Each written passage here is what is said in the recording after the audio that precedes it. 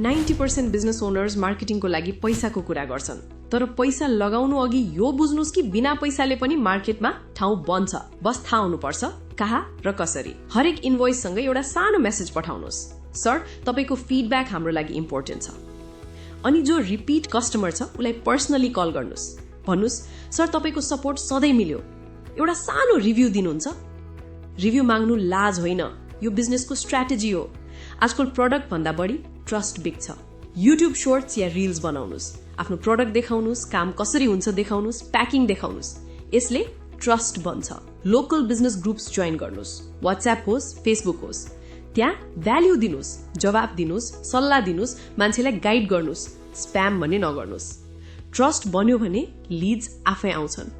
B2B मा हुनुहुन्छ भने भेरिफाइड प्लेटफर्ममा रहनुस्। nepalsuppliers.com मा लिस्टेड सप्लायर्सलाई बायर्स आफै खोज्छन्, तपाईले चेज गर्नु पर्दैन। ठूलो मार्केटिङ बजेट चाहिँदैन, कन्सिस्टेन्सी चाहिन्छ।